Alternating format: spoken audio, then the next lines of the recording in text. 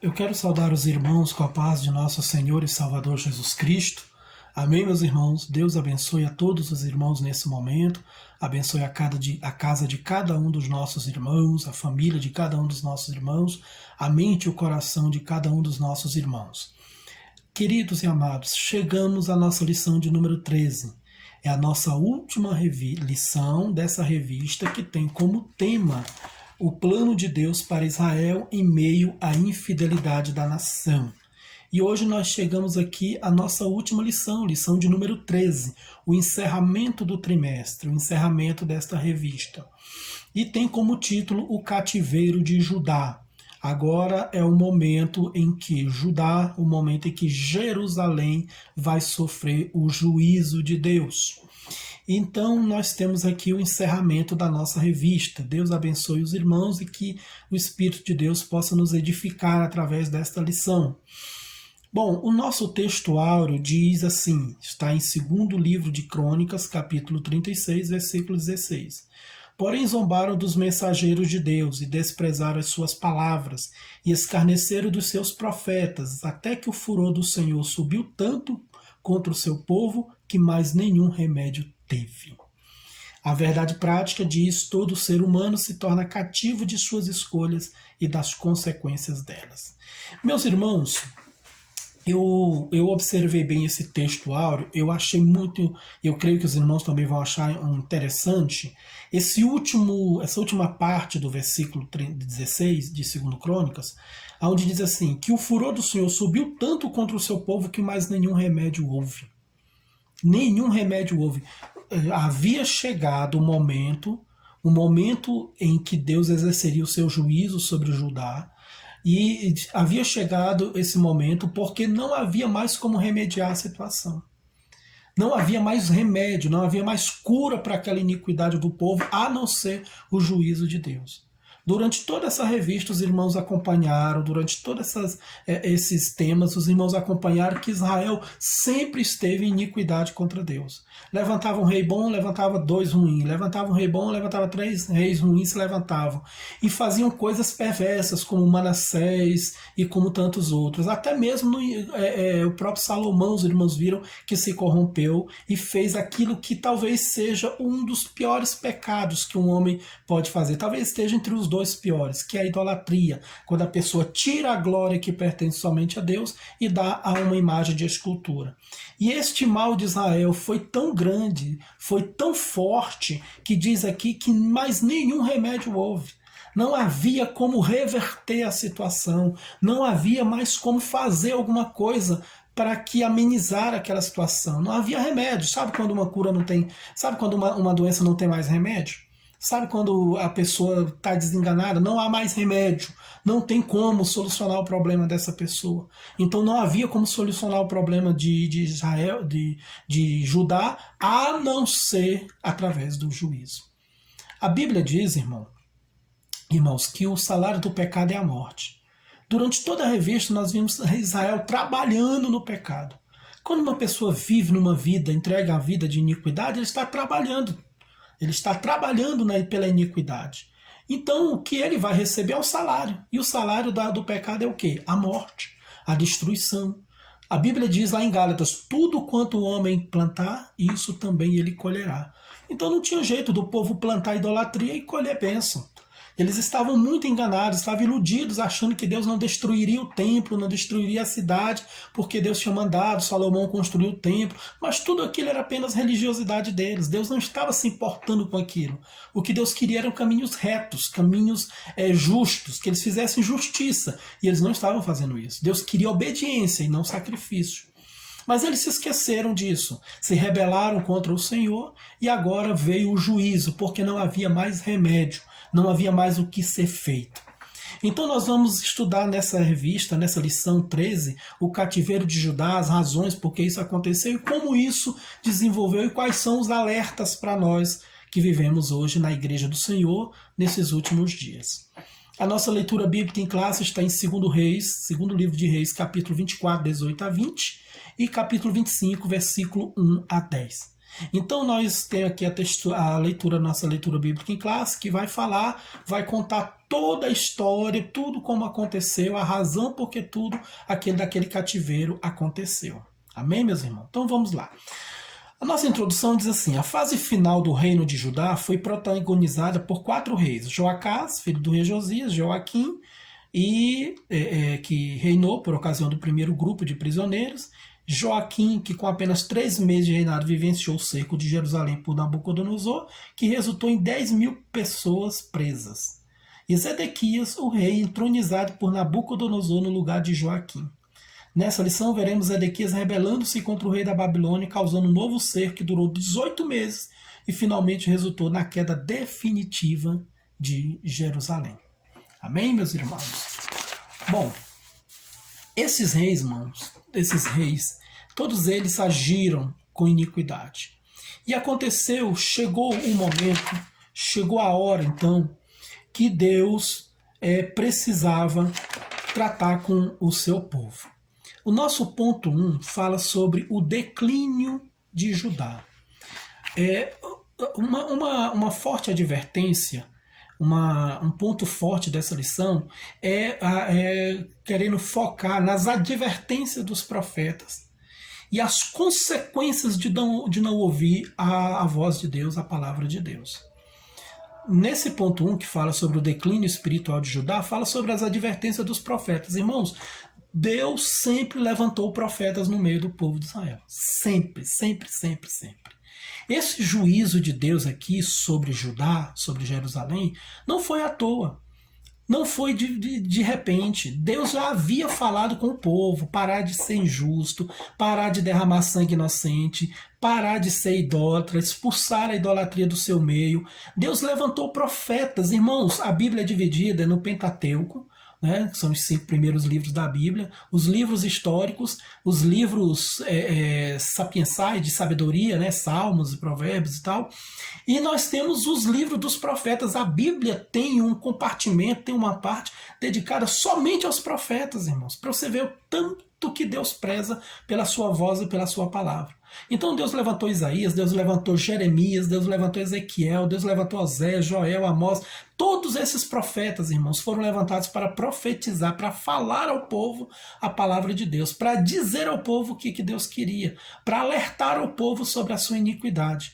Ou seja, Deus não castiga, não destrói ninguém de repente, do nada. A Bíblia diz que quando Deus mandou o Noé construir a arca, Deus usou Noé. Lá em Pedro diz que Noé foi pregoeiro da justiça, ou seja, ele pregou que o dilúvio viria, mas ninguém escutou. Os anjos foram até a Sodoma e Gomorra e alertaram a família de Ló sobre a destruição que viria. Moisés alertou Faraó sobre a destruição que viria, sobre a morte que viria sobre eles, sobre o Egito, se ele não deixasse o povo sair de lá. Então Deus sempre levantou profetas, mas os profetas foram ignorados. Judá, não somente Judá, mas irmão sabe que naquela época estava dividido Israel com a capital Samaria e Judá com a capital Jerusalém. Ou seja, o povo hebreu, num todo, todos eles sempre se rebelaram contra os profetas de Deus. E Jeremias foi um dos que pregou muito, denunciou as injustiças, denunciou as iniquidades, denunciou a idolatria, pregou contra o mal que havia no meio do povo e profetizou que se eles não se arrependessem, o juízo de Deus viria sobre eles. Mas o que é que o povo fez? Simplesmente desprezou a palavra de Jeremias. São os dias que nós vivemos hoje, irmãos. A igreja é composta de profetas de Deus. Você pode não ser um pastor, um evangelista, um presbítero, você pode não ser um obreiro, mas você é um profeta de Deus. E o que é um profeta de Deus? O profeta de Deus é aquele que conhece a vontade de Deus e transmite ela para o povo. Deus falou a Ezequiel o seguinte: olha, Ezequiel, se eu te falar que o ímpio vai morrer e você não avisar para ele, o sangue, ele morre na sua iniquidade, mas o sangue dele eu vou recorrer das suas mãos, eu vou querer das suas mãos, porque você tem a responsabilidade de avisar o povo. Você tem a responsabilidade de avisar o ímpio sobre o juízo iminente do Senhor. Então esses profetas, irmãos, os profetas do Senhor, eles foram rejeitados. E por que eles foram rejeitados? Porque o povo preferia ouvir os profetas que falavam bem deles. Os irmãos lembram, na Bíblia está cheio de passagem de pessoas que profetizavam coisas boas, mas eram falsos profetas. Mas o povo preferia ouvir eles, somente coisa boa, somente bênção, somente vitória. Agora, como o povo de Judá estava tão cego, Israel inteiro estava tão cego, eles estavam tão cegos espiritualmente, que eles estavam vivendo em pecado, vivendo na iniquidade e queriam palavras boas. Queria que houvesse, que Deus falasse só palavras de vitória com ele. Como Deus poderia abençoar o povo vivendo numa tragédia espiritual dessa? Irmão, não tinha como. Então Deus usava os verdadeiros profetas, Jeremias, Deus usava naquela época, usava os profetas, usava todos eles com poder, com graça, com ousadia, usava eles para pregar contra o mal, contra o pecado, porque era como o povo estava vivendo uma vida de pecado. Nenhum profeta de Deus, irmão, vai profetizar coisa boa para quem está errado. Aí cabe até a própria pessoa meditar e pensar assim: meu Deus, eu estou vivendo uma vida tão errada, como é que eu posso receber uma palavra de bênção? Como é que eu posso receber uma palavra boa dessa? Irmãos, infelizmente hoje nós vemos igrejas que estão mais preocupadas em encher, em ficar cheias, em ter uma multidão, do que falar a verdade.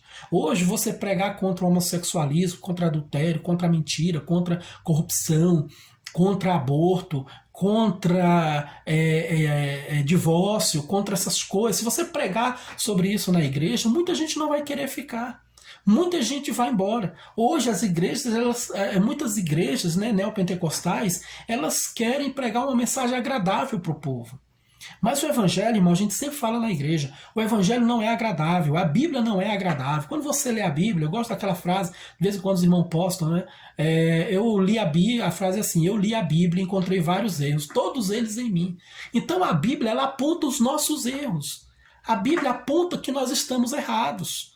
Então a Bíblia, ela não tem que se adequar a nós, é nós que temos que nos adequar a ela. Não adianta mentir para o povo, não adianta enganar as pessoas, dizer que está tudo bem quando não está. As pessoas, o adúltero, o mentiroso, o homossexual, o bandido, o ladrão, o assassino, o drogado, a prostituta, eles precisam saber que eles estão errados. Eles precisam ser alertados que a vida deles está errada, que a vida deles não agrada a Deus e vai levá-los ao inferno.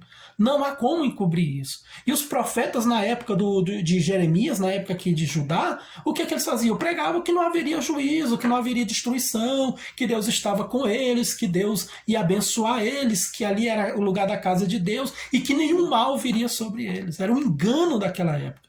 Até que diz que no tempo do grande profeta Jeremias havia muita confusão sobre o que era a verdadeira e a falsa palavra de Deus. Então nós precisamos estar atentos, irmãos, para saber o que é de Deus e o que não é. Hoje nós vemos muitas vozes por aí, muita gente profetizando, muita gente pregando mensagens que não são de Deus. Toda palavra, irmão, toda pregação, toda mensagem, ela tem que se submeter à Bíblia. A palavra do Senhor, ela é a nossa regra de fé e prática. Então nós não podemos de forma nenhuma abrir mão da palavra de Deus.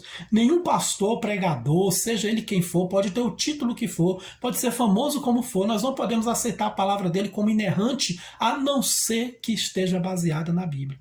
Toda pregação tem que estar baseada na Bíblia. Não pode fugir das Escrituras. Não pode, eu acho, é a minha ideia, eu imagino isso, eu tive um sonho disso. Não, sonhos, revelações, doutrina, tudo que nós fazemos na igreja, que nós falarmos na igreja de Deus, tem que estar baseado na palavra de Deus. Então nós precisamos nos submeter à palavra de Deus. E nós precisamos estar atentos para ouvir o que é a pregação de verdade, a palavra de Deus.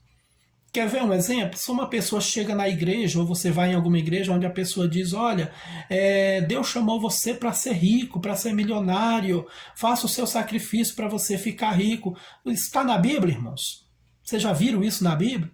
O que é que a Bíblia diz? Que quem quer ser rico cai o quê? Cai em muitos laços e muitos problemas e muitas dificuldades. A Bíblia chamou você para ser rico? Não, a Bíblia chamou você para ser salvo. Então são algumas vozes, alguns exemplos de algumas mensagens que a gente vê por aí que não é de Deus. E agora a Bíblia diz assim: examine-se o homem a si mesmo. Irmãos, quando uma palavra é dirigida para nós, de um profeta, seja através da palavra ou da revelação, você mesmo tem que ter aquele senso de pensar: mas como é que está a minha vida? Será que essa profecia de... Imagina a pessoa está toda vivendo no pecado, na bebida, no mal, na prostituição, tudo quanto é errado. Aí alguém chega e diz, estou te abençoando, estou entregando uma bênção na tua vida, estou te usando, vou te usar. Irmão, como é que Deus vai usar uma pessoa ou vai querer abençoar uma pessoa se ela está vivendo toda errada? Se Deus fizesse isso, o que aconteceria? A pessoa diria, não, então eu não estou fazendo nada de errado, está tudo bem comigo. Então, a primeira advertência, quando Deus quer abençoar uma pessoa, que ela está errada, a primeira coisa que Deus faz, a primeira grande bênção que nós podemos ter é o arrependimento dos nossos pecados e a nossa humilhação, a nossa conversão ao Senhor. Então, Israel precisava, para ter a bênção de Deus, eles precisavam se arrepender e dar ouvidos aos verdadeiros profetas de Deus. Então, tomemos cuidado, há muitos falsos profetas nos nossos dias.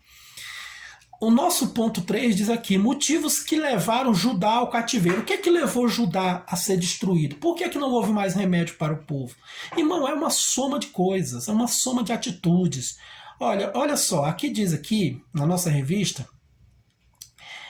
que havia a idolatria, além da idolatria. Aí o que havia? Pecados abomináveis foram cometidos contra Deus. Eles derramaram sangue inocente, cometeram injustiça, corrupção.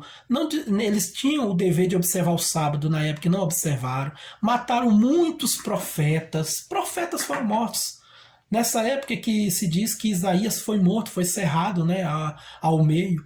Então Jeremias foi lançado no poço para ser morto e outros profetas foram assassinados. Então os pecados do povo foram muitos, não foi só a idolatria, foi uma soma deles. Então a situação de Judá, irmão, como diz o texto aqui, é uma triste realidade para o povo que recebeu tantas profecias, avisos e oportunidade de arrependimento, mas decidiu pela apostasia. Veja bem os irmãos,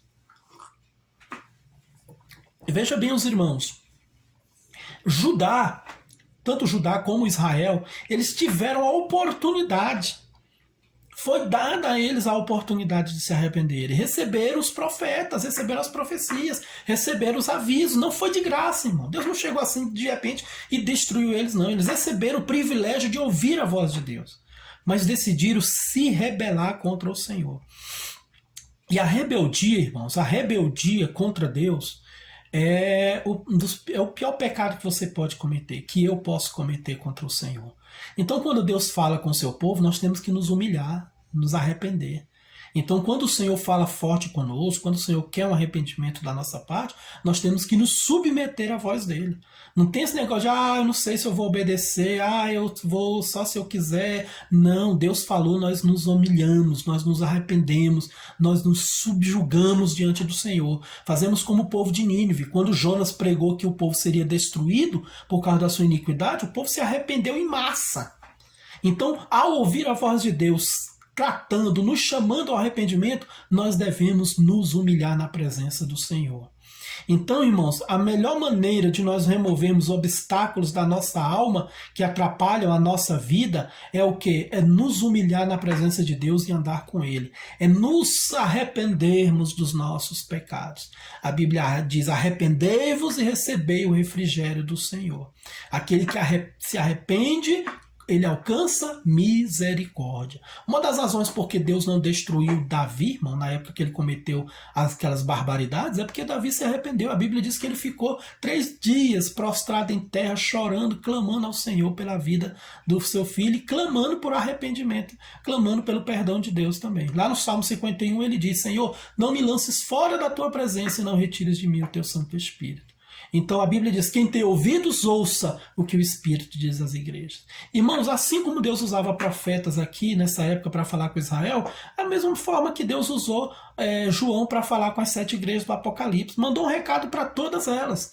Mandou uma mensagem para todas elas e em todas elas o Senhor diz, quem tem ouvidos, ouça o que o Espírito diz às igrejas. Então, se nós recebemos uma palavra de advertência do Senhor, nós precisamos nos humilhar e nos arrepender para nós não sofrermos o juízo de Deus. O que é que a Bíblia diz? Horrenda coisa é cair na mão de um Deus irado. Veja aqui que a ira de Deus agora estava sobre aquele povo. A ira de Deus foi tratar com aquele povo. Primeiro Deus estava tratando com compaixão, estava tratando com aviso, mas chegou um momento que remédio nenhum mais houve, e aí foi o momento em que Deus deflagrou a sua ira sobre o povo e teve toda essa catástrofe. O ponto 2 fala sobre a obstinação de Zedequias e sua queda. O Zedequias, irmãos, ele tinha sido colocado ali como rei na província ali em Judá, porque Nabucodonosor tinha tirado o rei que estava lá, tinha matado, tinha levado cativo, e aí ele tinha o próprio Nabucodonosor, colocou Zedequias como rei de Judá, colocou como rei de Jerusalém. E Zedequias, irmão, foi o último rei de Judá. Mas só que ele não entendeu o que estava acontecendo. Ele ainda se sentiu orgulhoso. Ele ainda era prepotente, ele ainda se sentia, ele ainda estava cheio de si, ele achava que ele tinha alguma força, algum poder. E o que é que ele fez? Se rebelou contra Nabucodonosor. Irmão, sabe por quê? A Bíblia ela nos dá a entender que Zedequias se rebelou e o povo foi junto com ele, porque eles entenderam que pelo fato dali ser a cidade santa e ter o templo, nada de mal aconteceria com eles. Eles confiaram na religiosidade e abandonaram a espiritualidade. Abandonaram o principal. O que a Bíblia diz? Obediência quero e não sacrifício. O povo estava mais preocupado com as pedras do templo, com a suntuosidade do templo, com os ornamentos do templo. Eles achavam que o templo, a arca e todos os utensílios eram uma garantia do poder de Deus na vida deles, de proteção de Deus na vida deles. Mas, irmão, nenhuma religiosidade, nenhum utensílio, nada substitui a nossa comunhão com Deus. Jesus diz, não é nem em Jerusalém, nem no monte, os adoradores adoram espírito em verdade.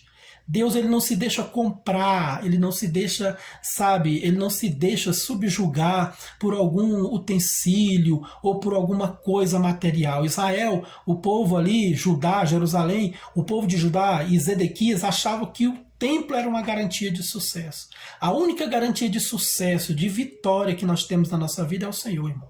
Não é a Bíblia aberta no Salmo 91, não é uma placa dizendo Deus está nessa casa, não. Nós adoramos a Deus ali na igreja, no templo, mas a igreja, irmão, não é garantia de vitória. Estar na igreja todo domingo não é garantia de salvação, não é garantia de vitória na nossa vida, nem de comunhão com Deus. A garantia, a verdadeira vitória, a verdadeira espiritualidade está em adorar o Senhor em espírito e em verdade. Deus busca a verdadeira adoração. O que o povo tinha que fazer era se arrepender dos seus pecados, parar de cometer injustiças e parar de cometer todo o mal, e aí Deus estaria com eles. Não é, o templo não adiantaria nada, a arca da aliança não ia livrar de nada. Os irmãos lembram que na época de Samuel a arca não adiantou nada? O povo todo vivendo em pecado, o povo todo vivendo em iniquidade, foram enfrentar os filisteus. Nós temos a arca da aliança, não adiantou nada. Os filisteus mataram eles, derrotaram eles, ainda levaram a arca para a terra deles. Então, irmãos, utensílios não garantem vitória. Zedequias achou que ele teria vitória porque estava ali na cidade santa, mas não era isso que Deus queria e Deus não estava nesse negócio. A vitória verdadeira, irmão, a certeza da nossa vitória está no Senhor e não em coisas materiais ou qualquer que seja outra coisa. Davi sempre dizia, a minha confiança está no Senhor. Ele não confiava nos cavalos, ele não confiava nas suas artimanhas. Lembra que quando ele foi enfrentar Golias, ele diz, tu vens a mim com lanças, espada, eu vou a ti em nome do Senhor dos Exércitos. Não era pedra, não é porque ele era forte, não é porque ele tinha habilidade de guerreiro, que ele não tinha nenhuma, mas ele ia em nome do Senhor. Não era ali aquela pedra daquela funda que daria vitória para Davi, não. Era a bênção de Deus, a graça de Deus na vida dele. Então Zedequias se rebelou contra o rei Nabucodonosor, achando que estava protegido devido ao templo. E aí, irmãos, ele não ouviu os profetas, não ouviu os profetas de forma nenhuma. O que é que ele fez? Ele se rebelou contra os profetas. Jeremias foi o que profetizou firmemente contra o rei Zedequias, falou forte contra ele, mas Zedequias preferiu se rebelar contra a palavra do profeta Jeremias, a palavra de Deus. Então eles estavam confiantes na sua religiosidade e no final a religiosidade deles não adiantou de nada. Irmãos, muitas pessoas, elas no final da sua vida estarão perdidas, não serão salvas porque confiaram na sua religiosidade. Jesus, lembra da advertência de Jesus? Nem todo o que me diz Senhor, Senhor entrará no meu reino, mas aquele que faz a vontade de Deus. Então não é apenas falar, gritar e cantar que é de Deus, tem que ser de Deus. Não basta parecer cristão, tem que ser cristão. Não podemos confiar em religiosidade, porque a confiança na religiosidade não leva a nada. Me fez lembrar, irmãos, aqui esse texto também, dos 7 filhos de Seva, lá em Atos dos Apóstolos. Paulo andava expulsando demônios e curando enfermos, e aí os filhos de uns sacerdotes lá acharam que podia fazer a mesma coisa. Mas eles não eram nascidos de novo, eles não eram cristãos, eles só se pareciam e queriam falar como cristãos. E aí saíram lá tentando expulsar demônio, e no primeiro demônio que eles chegaram para expulsar, o demônio disse: olha, eu sei quem é Paulo e conheço Jesus e sei quem é Paulo, mas vocês quem são? E saltou para cima deles e ranhou ele, rasgou eles, arrebentou com eles. Por quê? Porque eles tinham só a religiosidade, não eram cristãos de verdade. Então, irmãos, Israel se confiou, sempre, irmãos vão ver que Israel se confiava na sua religiosidade. Então não vamos confiar na religiosidade, vamos confiar na espiritualidade. Para ser de Deus, nós precisamos nascer de novo. Não basta apenas andar com a Bíblia, se vestir como crente, ou falar ou cantar como crente. Precisamos nascer de novo. Nicodemos achou que era de Deus, mas Jesus disse: necessário vos é nascer de novo. O ponto 3, último ponto, já fala sobre Jerusalém é cercada e levada cativa. Aí, irmão, Nabucodonosor, diante da rebelião de Zedequias, Nabucodonosor veio, cercou Jerusalém por 1 ano e meio. E aí o que aconteceu, irmãos? Ninguém podia entrar nem sair da cidade cercada. Os exércitos de Nabucodonosor estavam ao redor da cidade, cercando ela, e cercou por 1 ano e meio. E eles ficaram, o Judá ficou enclausurado lá dentro. Todo o povo, ninguém saía, ninguém podia sair e nem entrar. O que aconteceu? Os alimentos começaram a acabar. E a tristeza era tão grande, irmão. Jeremias presenciou as mães colocando, queimando, cozinhando seus filhos para poder se alimentar. E as pessoas comiam lixo e comiam tudo. A fome era grande e veio fome, com certeza veio doença e veio todo tipo de miséria sobre o povo, todo tipo de tragédia sobre aquele povo. Até que os exércitos de Nabucodonosor encontraram uma brecha no muro, derrubaram o muro, entraram, destruíram o templo, levaram os utensílios. Com certeza nessa época a Arca da Aliança foi levada também. Então levaram tudo e levaram o povo prisioneiro. Zedequias tentou escapar, a Bíblia diz que ele tentou fugir pelas campinas de Jericó, mas os caldeus foram lá, né, Nabucodonosor, seus exércitos foram lá, os babilônios foram lá e perseguiram ele, prenderam ele com a sua família e mataram, degolaram os seus filhos na frente de Zedequias. Não, veja que cena terrível. Um pai presenciar seus filhos serem mortos bem na sua frente. E depois que Nabucodonosor matou os filhos de Zedequias na sua frente, foi lá e furou os seus olhos. Né? E deixou Zedequias cego, colocou as correntes nele e levou ele e o povo cativo para a Babilônia. Irmão, eu fico imaginando a cena de horror e de terror, a terrível cena que foi esse cerco de Jerusalém. Jesus profetizou para o povo em Mateus 24 sobre um novo cerco que viria, que foi na época do general Tito de Roma. Cercaria Jerusalém e Jesus disse que haveria muita tragédia naquela época. As grávidas e as pessoas, muita gente sofreria com aquele outro cerco sobre Jerusalém. Tudo por causa da iniquidade do povo de Deus. Tudo por causa da iniquidade de Israel. Então, irmãos, o cerco, Jerusalém, depois que ela foi cercada, não houve mais como lutar contra o Babilônia. Não houve mais como lutar contra os exércitos de Nabucodonosor. E aí, mas mesmo assim o povo estava tão obstinado que não se entregaram. Os babilônios tiveram que entrar e destruir tudo e levar o povo cativo. Zedequias foi cativo, depois de presenciar seus filhos serem mortos, serem degolados, e ficou só o povo pobre da terra. E Jerusalém, naquele momento, definitivamente, Jerusalém tinha sofrido a ira de Deus. Tudo aquilo que Jeremias e que outros profetas falaram se cumpriram. Miqueias e tantos outros profetas, tudo aquilo que eles falaram se cumpriram naqueles dias. E o profeta Jeremias falou e se cumpriu por causa da obstinação do povo, por causa da desobediência do povo, por causa da arrogância do povo, por causa da teimosia do rei Zedequias. Mas aqui, irmão, no subponto 3, fala sobre a esperança profetizada. A mensagem de Jeremias deixou todos desesperados. Em Lamentações, o profeta desvela toda a sua tristeza. Mas mesmo assim não deixou de se lembrar e registrar quanto Deus é misericordioso e o tamanho da sua fidelidade. As misericórdias do Senhor, diz a Bíblia, são a causa de nós não sermos consumidos, porque elas se renovam a cada manhã.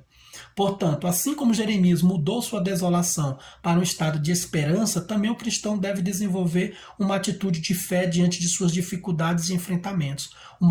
O maior motivo da nossa esperança é a ressurreição de Cristo. Cristo em vós, esperança de glória. Irmãos, aqui a tragédia de Judá, do povo, foi devido à sua iniquidade, à sua pecaminosidade. E veio o juízo de Deus sobre eles.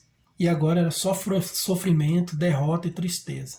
Mas mesmo assim, irmãos, Deus foi compassivo com eles. Levou eles cativos, mas depois fez o povo voltar. Jeremias profetizou também que Deus daria vitória, Deus traria o povo de volta. Deus iria reconstruir aquela cidade. Mas naquele momento eles precisavam do juízo, eles precisavam passar por uma disciplina de Deus.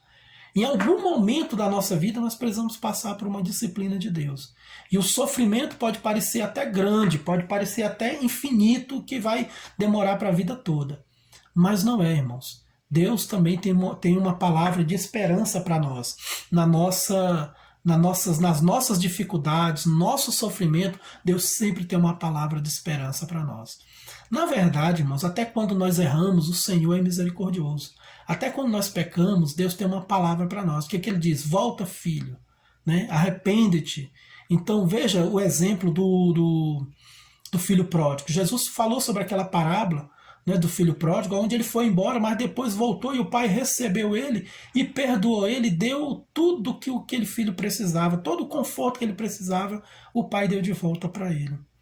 Mas a disciplina ele já havia sofrido, a disciplina ele estava sofrendo lá, vivendo com os porcos, naquele sofrimento, naquela angústia toda.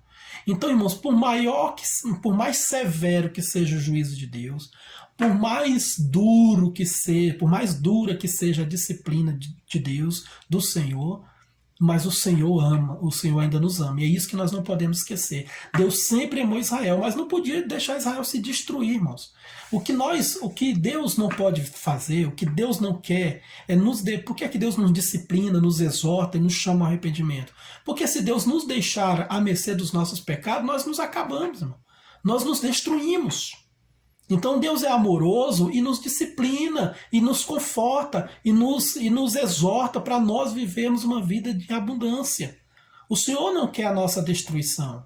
Jesus, quando curou um homem, aquele paralítico, diz, olha, você já está curado, agora não peques mais, para que não aconteça nada pior para você. Porque o pecado, irmão, ele traz maldição, traz destruição para nós. Os avisos de Deus, a disciplina de Deus é para nós não entrarmos no erro. É para nós não sermos destruídos. Lembra os irmãos, o salário do pecado é a morte. Vou dar um exemplo para os irmãos. Veja os irmãos que o mundo é avassalado, o mundo uma doença entrou no mundo que dizimou milhões de pessoas. A AIDS. A AIDS, irmão, é resultado de iniquidade. A AIDS é um juízo de Deus. Tenha certeza absoluta disso. A AIDS, ela é um juízo de Deus. Sobre o juízo de Deus, irmãos, sobre o mundo, sobre todas as nações. As pessoas precisam de disciplina, o mundo precisava de disciplina.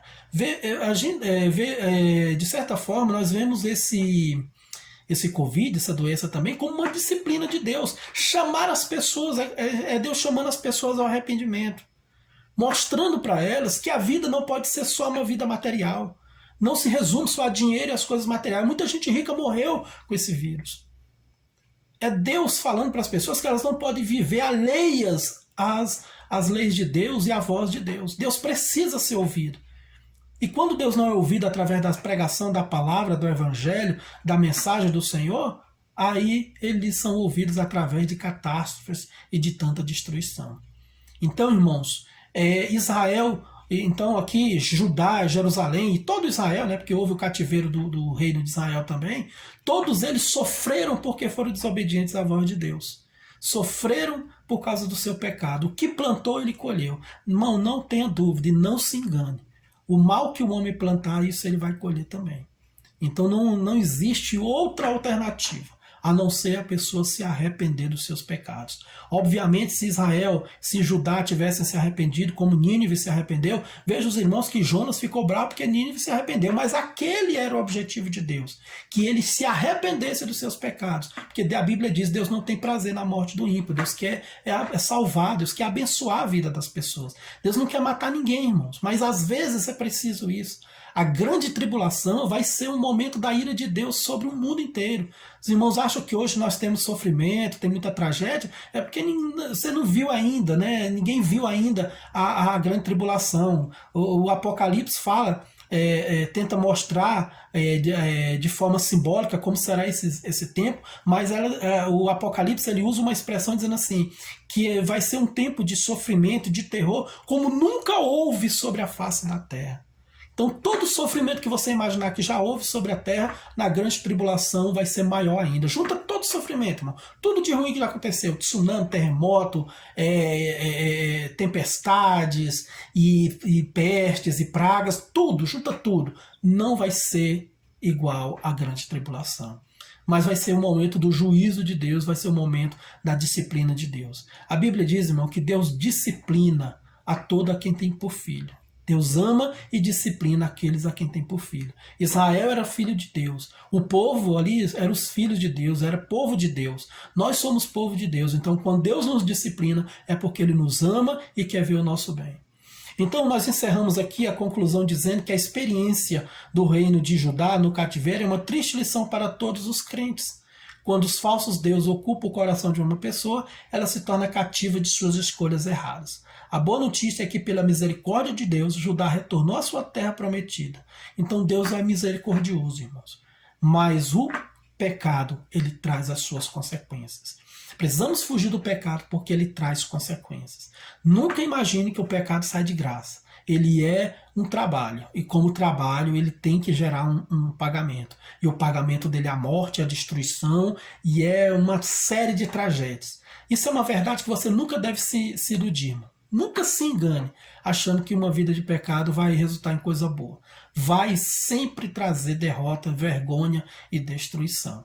Assim, Judá foi para o cativeiro, mas depois Deus trouxe de volta por causa da sua misericórdia. Assim nós encerramos essa lição e vemos mais uma vez que o plano de Deus para Israel em meio à infidelidade daquela nação se cumpriu. Deus usou de disciplina, mas usou de misericórdia também. Assim como Deus quer usar na sua igreja, usar de disciplina, mas usar de misericórdia também. Deus precisa disciplinar, irmãos. Ninguém vive sem uma disciplina de Deus, assim como filho nenhum vive sem disciplina em casa. Assim também os filhos de Deus precisam da disciplina do Senhor. Deus precisa nos acertar para nós andarmos no caminho certo.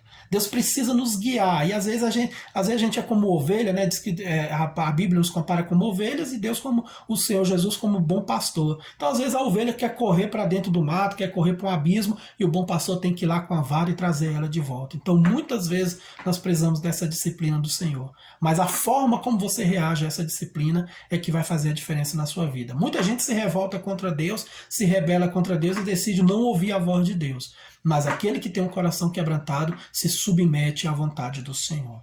Amém, meus irmãos? Então que Deus tenha misericórdia de nós e não permita que aconteça conosco o que aconteceu com todo Israel. Seja o reino do norte, o reino do sul, todos eles foram destruídos por causa da sua desobediência, por causa da sua rebeldia contra a voz de Deus. Amém? Oremos ao Senhor nesse momento, que o Espírito de Deus fale melhor aos vossos corações.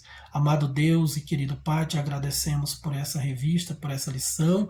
Obrigado por encerrarmos esse trimestre com uma lição que traz tantas lições para nós, Pai, que traz tanto ensinamento para nós. E o principal deles é que jamais podemos nos rebelar contra a Tua voz.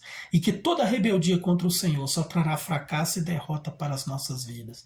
Tenha misericórdia de nós, nos ajuda, nos dê graça para sermos fiéis ao Senhor e nos submetermos à Tua voz, Senhor, à Tua disciplina, ao Teu conserto, à Tua vara, ao Teu açoite. Que nós nos submetamos com alegria, Senhor, à Tua disciplina. Assim, abençoa a tua igreja, abençoa o teu povo no mundo, no país, no nosso país, no mundo inteiro, Senhor. Que a tua igreja ouça a tua voz, dê crédito aos verdadeiros profetas e que nós estejamos sensíveis à voz do Senhor. É o que eu te peço e nós te pedimos em nome de Jesus. Amém. Deus abençoe os irmãos em nome de Jesus.